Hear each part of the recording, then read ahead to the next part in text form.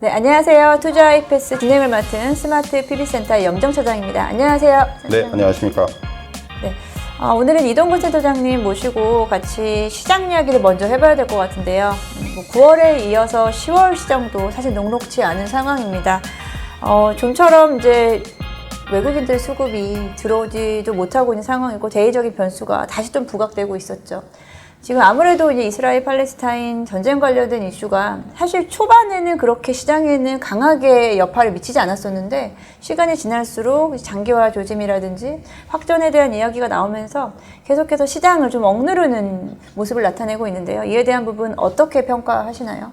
사실 이제 어제 우리나라 증시에 이런 부분들 지금 차장님께서 말씀해 주신 그런 내용들이 좀 강하게 반영이 됐던 것 같아요. 네. 사실 저는 어제 시장을 보면서 우리 증시가 상당히 이런 어떤 그 대외 변수에 대해서 여전히 높은 민감도를 보이고 있다라는 그런 생각을 하게 됐습니다. 사실 이제 뭐 우리가 잘 아시다시피 하마스가 이제 이스라엘 침공을 하면서 여기서 이제 중동발 지정학적 리스크가 커지고 있는데 사실 뭐 이전에 이런 어떤 그 상황들이 없었던 건 아닙니다. 이 지정학적 리스크가 금융시장에 그 영향을 가져온 경우는 여러 번 있었어요. 근데 이제 이게 어떻게 보면 이런 지정학적 리스크의 어떤 특징 중에 하나가 이게 어떻게 전개될지 어떻게 갈지 이걸 예측한다는 게 거의 불가능해요. 예측 불허예요. 사실 그래서 시장이 아시겠지만 시장에서 가장 싫어하는 게 이제 불확실성이지 않습니까? 이런 불확실성 때문에 사실 최근에 어떤 시장의 변동성이 강하게 나타난다. 이렇게 좀 말씀드릴 수가 있겠고요. 지금 아직까지는 네. 많은 전문가들의 어떤 그 예상을 보면은 확전의 가능성은 좀 낮게 전망을 하고 있고요. 하지만 이제 전황에 따라서 시장에서 제일 걱정하는 부분들은 뭐 유가의 변동성이라든가 그리고 이제 금융시장 전반에 미치는 영향의 확대라든가 이런 부분들은 불가피해요. 사실 그런 것들이 향후에도 시장이 계속해서 좀 괴롭힐 가능성이 많고요. 다만 이제 아시겠지만은 뭐 지금 바이든 대통령이 뭐 18일 날 전격적으로 이스라엘을 방문하겠다는 얘기 했고 오늘 방금 이제 뉴스에 좀 나왔는데 이러한 부분들 미국을 비롯해서 사실 이 지금 이런 이번 그 중동 분쟁과 직접적으로 관련이 돼 있는 뭐 이란이라든가 사우디아라비아라든가 어떤 그 경우의 차이는 있지만은 굉장히 신중해요. 물론 뭐 이란이 뭐 이제 개입을 할 것이다 이런 얘기들 나오고 있고 하지만은 아직까지는 사실은 어떤 대부분의 국가들이 뭐 확전이라든가 또는 이 장기화라든가 이런 쪽에 대해서는 굉장히 부정적입니다. 어떻게 하든 간에. 그렇죠. 경계하면서 외교적인 노력을 이제 계속해서 좀 기울이고 있기 때문에 아직까지는 리스크는 제가 생각하기에는 예측 가능한 범위 내에 있어요. 물론 향후에 앞에서 말씀드린 대로 불확실성이 더 확대될 가능성은 충분히 내재하고 있다. 그렇기 때문에 시장은 이제 이런 부분들에 굉장히 또 민감해질 수가 있다라는 거죠. 근데 이제 이렇게 사실 자, 중동의 어떤 이런 지정학적 리스크를 제외한다면은 오히려 저는 시장의 재반 변수들이 좀 안정되고 있는 것이 아닌가라는 해석을 할 수 있을 것 같아요. 뭐, 차장님도 동감하시겠지만은 지금 중동 빼놓으면 사실 시장의 어떤 상황들은 분명히 나아지고 있는 건 맞아요. 네, 사실 9월 CPI 지수 같은 경우에도 뭐 예상치보다 살짝 좀 올라서긴 했지만 그래도 일단 인플레이션 둔화세가 나타났었고 근데 그 와중에 사실 전쟁이 다시 좀 혹시라도 이에 대한 부분이 문제가 될 경우 다시 또 인플레이션 이슈가 또 나타날 수 있겠다라는 시장 분위기인 것 같습니다. 사실 그거죠. 사실 지금 중요한 건 말씀하신 대로 사실 9월 CPI가 특히 이제 근원 CPI 쪽에서는 계속해서 좀 둔화가 되는 모습들이 나왔단 말이에요. 그래서 사실 연준이 이제 이 가장 이게 좀 중요하게 생각하는 그런 이제 지표 중에 하나고, 그러니까 결국 중요한 부분들은 이제 연준의 추가적인 긴축이 여부죠. 근데 사실 지난주에 가장 저는 흥미로웠던 부분이 연준 위원들을 비롯해서 연준 어떤 그 이제 정책 당국자들의 발언인데. 굉장히 그 매파라고 할 수 있는 그런 인물들까지도 어떤 이제 지금 장기 금리가 가파르게 상승을 하면서 금융 환경의 긴축이 연준의 일을 대신해 줄 것이다. 바꿔 말하면은 뭐 연준이 여기서 과연 뭐 굳이 추가적인 금리 인상을 할 필요가 있겠느냐? 완화적인 기조를 보였다는 거죠. 그렇죠. 이제 완화적이라기보다도 일단은 그들이 일단 뭐 연준의 어떤 향후 금리 추가적인 인상에 대해서는 일단은 좀 그 뭐랄까 이제 좀 긍정적인 그런 뭐 얘기들을 좀 했어요. 근데 이건 좀 바뀔 수 있습니다. 말씀하신 대로 이런 그 전쟁의 어떤 장기화라든가 유가의 변동이라든가 이런 부분들이 충분히 영향을 줄 수 있지만은 대세는 추가적인 금리 인상보다는 일단은 금리 동결 가능성이 좀 커지고 있다는 거죠. 그러니까 어떻게 보면은 지금 이런 것들이 향후에 연준의 정책 스탠스 변화로까지 연결이 될 수 있을지 이 부분을 저는 좀 봐야 된다고 생각을 하고요. 여기에다가 이제 소비 지표가 둔화가 됐어요. 그러면서 어떻게 보면은 지금 계속해서 8월 이후에 주식시장에 악재로 작용해왔던 채권이라든가 달러의 강세가 어쨌든 간에 조금씩은 진정이 되고 있습니다. 네. 어제 같은 경우에 이제 S&P 500의 상승 폭이, 하루 상승 폭이 8월 말 이후에 가장 컸어요. 사실 아시겠지만 이제 8월 이후에 시장이 좀 계속해서 우리나라도 그렇고 미국도 조정기였는데 어제 이제 일단 S&P 500의 상승을 보면은 조금은 이제 물론 전쟁이라는 그런 지금 이제 환경이 있습니다만은 그럼에도 불구하고 앞에서 말씀드린 대로 그것을 떼어놓으면은 시장은 분명히 조금씩 좀 긍정적으로 볼 수 있는 요인들이 생기기 시작했다 이렇게 말씀드릴 수가 있겠고요.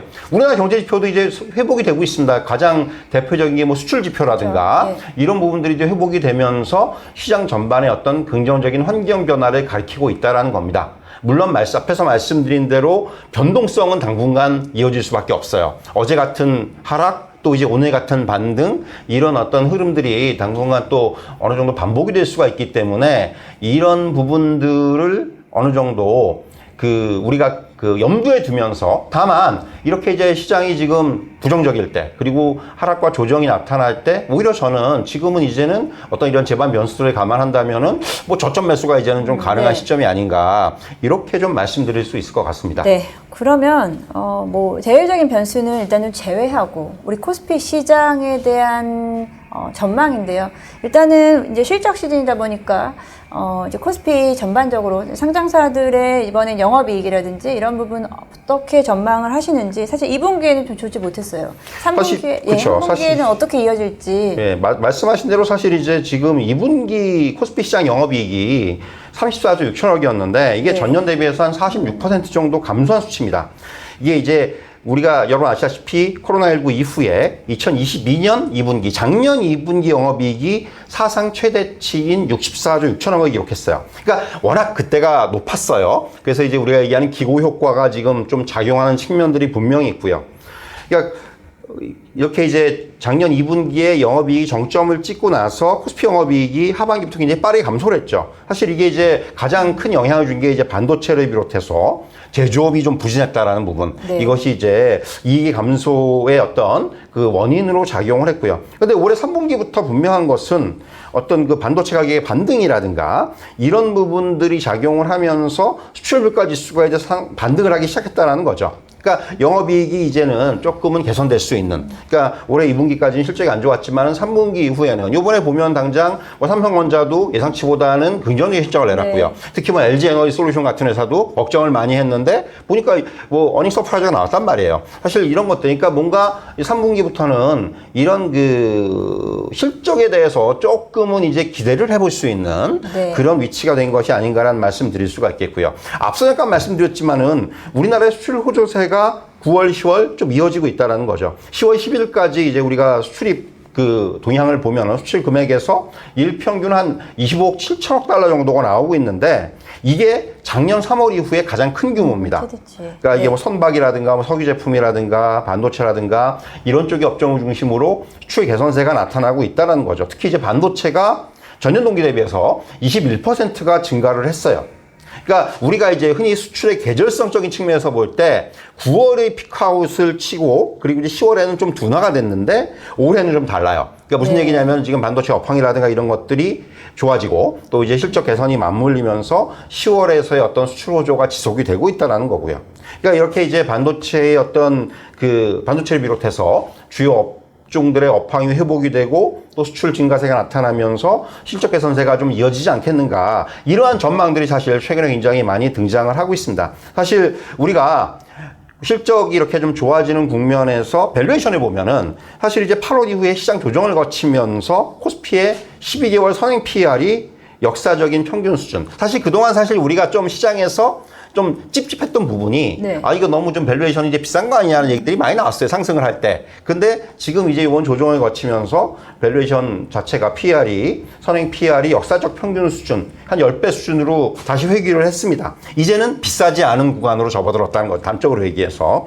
그러니까 상승 과정에서 나타났던 고평가에 대한 그런 부담이 이제는 소멸이 됐고 일반적으로 이제 이렇게 이익이 조금씩 턴어라운드 하기 시작했을 때 보면은 이제 PER도 여기서 이제 어느 정도 이제 올라와요. 그렇기 때문에 그렇다면 이런 부분들을 감안한다면은 지금의 PER은 분명히 낮은 수준이라고 평가가 가능하고요. 또한 이제 코스피 평균 PBR이 12개월 PBR이 0.8배까지 하락을 했거든요. 이게 이제 그 코스피가 저점을 확인했던 작년 9월하고 동일한 지금 그 레벨입니다. 그렇기 때문에 이러한 어떤 밸류에이션의 수준을 감안을 하더라도 지금의 어떤 시장은 충분히 반등의 어떤 이제는 좀 그러니까 이런 실적이라든가 밸류에이션을 기반으로 한 지금은 어떤 그 매력도가 상당히 높아졌다 이렇게 말씀드릴 수 있을 것 같고요. 네. 사실 제가 이제 좀 이제 길게 말씀을 드렸는데 뭐 이제 사실 최근에 뭐 업종별로 뭐 여러 가지 이제 좀 그 주가도 많이 하락을 했었고 그러면서 지금 과연 지금 상황에서 어떤 업종을 좀 좋게 봐야 되는지 아니면 네. 좀 사봐야 되는지 이런 고민들 하시는 분들이 많으실 텐데 차장님께서 오늘 어떤 좀 업종들 또 종목들 갖다 좀 좋게 보시는지 간단하게 좀 말씀을 해주시죠. 네, 저도 역시 시장을 지금 볼 때, 뭐, 밸류에이션 매력도도 그렇지만, 사실 다 같이 낮아있기 때문에, 거기에서 또 선별적으로 어떤 종목이 먼저 올라올지에 대한 부분은 결국은 10월에서 11월로 지금 이어지는 이 구간에서는 실적이다라고 좀 생각하고 있고요. 3분기 실적과 함께 연평균 실적 성장세가 좀 눈에 보이는 섹터를 좀 집중적으로 좀 보고 있습니다. 그 안에서 또 밸류에이션 매력이 있는 종목이면 더 좋고요. 저는 일단은 소비재 섹터 쪽을 좀 보고 있고 그 중에서 화장품 섹터는 여전히 좀 유효하다라고 좀 생각하고 있는데요.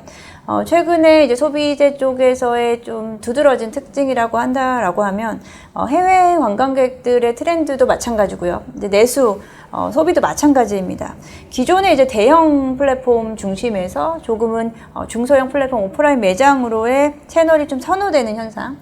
이제 해외 관광객들 입장에서 보게 되면은 기존의 뭐 면세점, 백화점이라든지 이런 채널보다는 중소형 뭐 로드샵 같은 오프라인 채널을 좀 선호하는 부분인데요. 기존에는 단체 관광객들이 대거로 좀 몰려다녔다라고 한다면 최근에는 좀 소규모 가족 단위라든지 그룹 단위로 움직인다라고 좀 볼 수 있겠고 그 중에서 가장 대표적으로 이번에 이제 9월, 10월에 이어지는 연휴 구간에서 가장 좀 수혜를 봤던 부분이 이제 오프라인 매장 중에서 올리브영이다라고 볼 수 있겠고요. 그에 따라서 올리브영 매출액이 사실 급증하는 모습을 좀 보여줬습니다. 8월 10일이 이제 중국의 단체 관광객 허용 시점인데요. 그때부터 이제 10월 말까지의 이제 추이를 보게 되면은 올리브영의 전체 매장 중에서 아무래도 명동 지역의 매장 6개 매장을 평균을 냈는데 중국인들의 매출 비중이요 한 880% 정도 증가했고 그리고 외국인들은 500% 정도 전년 대비해서 증가를 했다라고 볼 수 있습니다. 이제 그만큼 단체 관광객들의 유입에 따라서 이러한 어느 쪽으로 좀 소비가 좀 쏠리느냐에 대한 부분은 좀 확인해야 될 것 같고요. 뭐 올리브영이야 다 아시겠지만 지금 CJ가 지분을 50% 이상 가지고 있고 지금은 비상장이기 때문에 이에 대한 부분으로 좀 접근하기는 좀 어렵다라고 했을 때 그럼 저는 올리브영에서 판매가 많이 된다거나 관련해서 어떤 종목들이 있나를 좀 찾아보게 됐거든요. 그 중에서 이제 화장품 섹터, 8월달 이후에 사실은 가장 강하게 반등이 왔었던 리오프닝 섹터가 화장품이었어요. 그리고 그 중에서 다시 또 조정기를 겪었었던 종목들 중에서 두 종목을 선별해 봤는데요. 그만큼 이제 단기적으로는 또 밸류에이션 매력을 좀 찾아볼 수 있겠고, 클리오가 첫 번째 종목입니다. 타사 이제 자료를 통해서 관련해서 3분기 매출 추정치를 좀 말씀을 드려보면은, 클리오 같은 경우에 3분기 매출액은 850억 원 정도, 영업이익은 76억 정도로 전년 대비 각각 25%, 영업이익 66% 정도까지 증가할 수 있을 것이다 라고 전망하고 있는데요. 이 부분에 대해서는 사실 클리오 같은 종목은 매출이 분기당 그리고 연평균 지속 성장하고 있는 기업 중에 하나다라고 말씀드릴 수 있겠고 실제로 그 현금 보유도 엄청 많이 하고 있다라고 합니다. 그래서 새로운 뭐 브랜드 확장이라든지 뭐 신규 사업에 대한 확대도 충분히 가능한 여력이 있다라고 말씀드릴 수 있겠고요. 전체적으로 매출 성장세에 대한 어느 부분에서 요인을 찾아보냐라고 하면은 모두 답니다. 국내 오프라인, 앞서 말씀드린 올리브영을 필두로 해서 오프라인, 온라인 쪽, 특히나 뭐 홈쇼핑 쪽에서도 50% 이상 강세를 좀 증가세를 보여주고 있고요. 그리고 미국 시장에서의 75% 증가세, 뭐 동남아, 기타 러시아까지도 이제 확장을 하면서 해외 시장에 대한 계속해서 확대가 이루어지고 있다라고 말씀드릴 수 있겠는데요. 우리 센터장님 잘 모르시겠지만 클리오는 색조 화장품으로 상당히 유명합니다. 뭐 립 제품이라든지 뭐 아이 메이크업 뭐 이런 쪽으로 상당히 강한 회사인데요. 최근에는 기초 라인이라고 해서 기초 라인 제품군까지 점차적으로 시장이 확대되고 있는 사실 그쪽을 좀 포커싱을 하고 있더라고요. 전체 종합 브랜드로서 종합 화장품 브랜드로서 확장세를 좀 더 키워가고 있는 안정적인 성장세에 있는 종목이다. 지금 전고점 한 29,000원에 3만원 정도 선에서 터치를 했었는데요. 다시 한번 좀 반등세가 나타나고 만약에 전고점 터치할 경우에는 조금 더 추가 상승은 가능하지 않을까라고 좀 보고 있고요.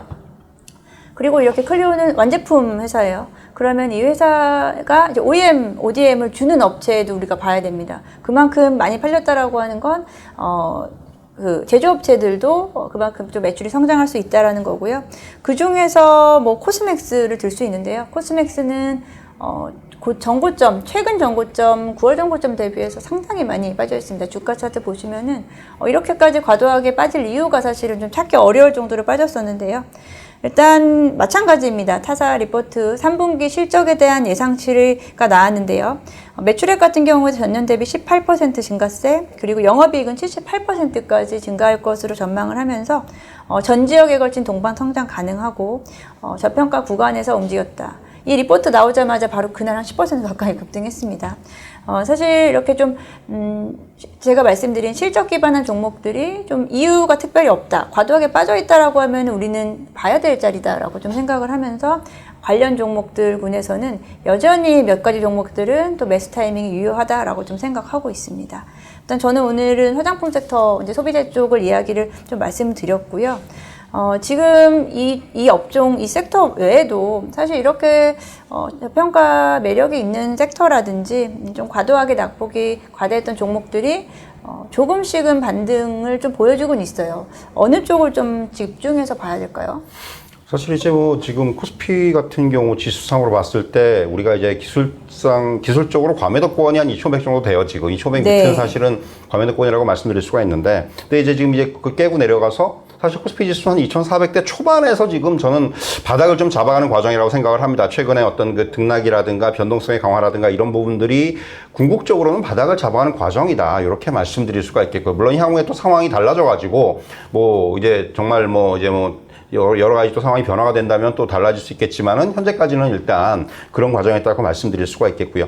결국 우리나라 증시는 그런데 최근에 결국 외부 변수보다는 내부적인 어떤 그 수급 상황이라든가 앞에서 잠깐 언급하셨지만은 외국인들의 어떤 매도, 또 이제 외국인들의 어떤 현 선물과 관련된, 이게 단순히 뭐 주식을 판다 이런 차원이 아니고 선물과 연계된, 지금 그만큼 우리나라 시장이 이제 뭐 그런 표현 쓰잖아요. 좀 너무 얇다. 그러니까 어떤 그 수급 자체가, 어떤 그 투자 심리 자체가 좀 그 약하기 때문에, 그러니까 좀 쉽게 말하면 좀 움직이기가 쉬운 거죠. 이런 부분들. 그리고 이제 재료 민감도, 어제 같은 장이죠. 그야말로. 이런 부분들 때문에 좀 과한 반응이 나와요. 사실 우리 시장이. 좀 이 등락이 굉장히 과한데, 근데 이제 그런 부분들에서 일단 우선적으로 벗어나기 위해서는 좀 투자 심리가 먼저 좀 안정이 될 필요가 있다, 이 말씀을 드릴 수 있을 것 같고요. 사실 지금 그 차장님도 말씀해 주셨지만은 시장에서 가장 큰 호재라고 할 수 있는 부분은 사실 저는 가격 부담이 줄어들었다는 거예요. 그렇습니다. 많은 업종들, 많은 종목들이 이번 하락 과정에서 많이 빠졌어요. 그러면서 이제 이 정도면 사봐도 되겠는데 하는 그런 종목들이 굉장히 많이 늘어났다는 겁니다. 그러니까 예로 들 수 있는 분들이 한 두 가지만 꼽자면, 하나는 신재생 에너지고요. 그렇죠. 또 하나는 이제 앞에서 차장님도 언급해 주셨지만 중국 관련 소비주예요. 사실 이제 신재생 에너지 같은 경우는 우리가 악재로 작용했던 부분들이 금리가 계속 오르면서 뭐 미국의 대규모 신재생 프로젝트들이 금융비용 부담으로 뭐 지연되거나 축소될 수가 있다라는 그런 우려들이 굉장히 좀 크게 작용을 했습니다. 뭐 우리가 대표적으로 뭐 CS 윈드라든가 뭐 하나 솔루션이라든가 이런 것들이 급락했어요. 사실 근데 이제 최근에는 중동 분쟁이 다시 이제 격화가 되면서 유가가 좀 불안하잖아요. 그리고 여기다가 이제 유럽의 신재생 그 에너지 확대가 또 이제 다시 그 재확인이 되면서 어떻게 보면 지금 반발 매수가 유입이 됐죠. 그래서 바닥을 좀 확인했습니다. 사실은 그런 모습이 나왔다는 거고요. 그러니까 그만큼 이제 좀 그 악재가 과반영된 측면들이 이제는 조금씩 희석이 되고 이렇게 말씀드릴 수가 있겠고요. 중국 관련 소비주 앞에서 좀 화장품 주식들을 말씀해 주셨지만은 사실 이제 중국의 단체 관광 허용이라든가 또 이제 뭐 우리가 얘기하는 10월의 장기간 여유라든가 이런 그 근본적인 요인에도 불구하고 자꾸 이제 그 언론이라든가 이런 보도를 보면은 뭐 관광객들의 소비 패턴이 과거와 다르다. 뭐 이런 얘기들이 나오면서 뭐 돈 많이 안 쓴다. 뭐 이런 얘기들이 나오면서 사실은 조금 이제 지금 반등의 실마리가 잘 안 나옵니다. 물론 이제 오른 종목도 있지만은 뭐 예를 들면은 무슨 뭐 그 관광 관련주들 또 뭐 이 호텔 신라 뭐 이런 종목들은 사실 지금 못 오르고 있어요. 오히려 빠졌어요. 그 종목들은 그 8월 10일 단체 관광 허용 시점보다 더 낮아진 종목들도 사실 있습니다. 사실 이게 이제 어떻게 보면은 이게 그렇다 보니까 가격이 오히려 더 바닥 수준으로 하락을 했다는 얘기죠. 근데 뭐 지금 당장 뭐 중국 관광객이 좀 더 오고 덜 오고 사실 이번 연휴 기간 동안에도 사실 저는 계속해서 뭐 시내를 돌아다니거나 해보면은 사람들이 정말 많이 왔어요. 많이 왔어요. 이제 이게 과거의 어떤 그런 레벨로 점점 회복이 되어가고 있는데 어쨌든 간에 이것이 뭐 지금 당장 한두 달의 데이터도 중요하지만은 장기적으로 봤을 때 이런 그 산업의 정상화 가능성은 높다고 봅니다. 계속해서 관광객들은 더 올 거예요. 그 최근에 중국 지표들도 좋아지고 있어요. 또 이제 다른 측면에서 이제 제가 앞에서는 조금 이제 그 가격 부담이라는 측면을 말씀드렸는데 또 하나는 실적 개선제 역시 뭐 사실 대표적인 업종이 반도체입니다.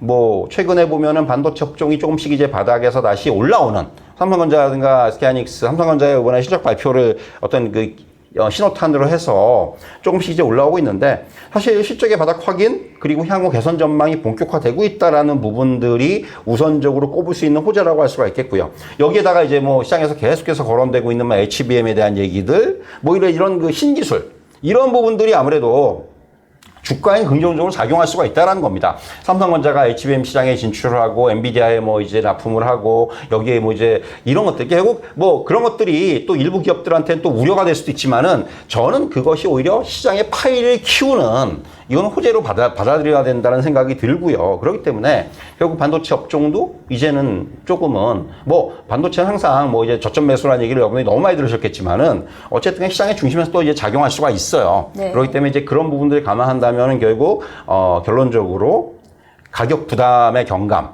그리고 실적의 개선 이런 관점에서 지금은 업종을 고르고 종목을 고를 필요가 있지 않나 이렇게 정리해 드릴 수 있을 것 같습니다. 네. 시장에서 사실 지금 보고 있는 기대하는 시각은 거의 비슷한 것 같습니다. 시장은 일단은 단기적으로 대외적인 변수가 특별히 더 나타나지 않는다면은 단기적인 지수 바닥은 좀 보여줬다라고 생각하고 있고 그리고 이제 마지막 10월, 11월 3분기 실적에 대한 기대감 있는 종목들 중심으로 시장이 지금 움직이고 있다라고 좀 포착이 되고 있고요. 실제로 리포트들 보면은 실적 관련된 이야기가 지금 계속해서 쏟아져 나오고 있죠. 관련해서도 저도 뭐 충분히 동의하는 바이고 대외적인 변수가 일단은 저는 특별하게 전쟁에 대한 부분이 확산에 대한 이야기만 없다라고 하면은 시장은 바닥을 잡아갈 것이다라고 좀 생각하고 있습니다. 그래서 가격적인 메리트 있는 가격적인 부담이 많이 낮아진 종목들 위주로는 다시 한번 접근해 볼 수 있는 또 기회가 되지 않나라고 좀 생각하고 있고요. 물론 이제 9월에서 10월 이어지는 기간 동안 좀 과도하게 낙폭을 했어요. 사실 좀 속이 상할 정도로 이렇게까지 빠지지 않아도 될 텐데라고 좀 아쉬운 부분이 있는데 좀 빠르게 기존 위치까지 좀 회복을 하고 관련된 뭐 특히나 이제 실적 종목들 같은 경우에는 빠른 주가 반등이 나타날 것이다라고 좀 생각해보고 있습니다. 오늘 일단은 시장은 나쁘진 않습니다. 전반적으로는 어제 하락분에 대한 부분을 많이 돌려내고 있는 상황이고요. 앞으로도 이제 전쟁 이슈 빠르게 좀 마무리되면서 시장이 빠른 턴어라운드 됐으면 좋겠다라고 좀 바람을 해보고요. 오늘 투자의 패스 여기까지 하고 다음 시간에는 조금 더 좋은 내용이, 좋은 소식이 있었으면 좋겠습니다. 네, 오늘 고생 많으셨고요. 또 네, 다음 주에 찾아뵙겠습니다. 감사합니다.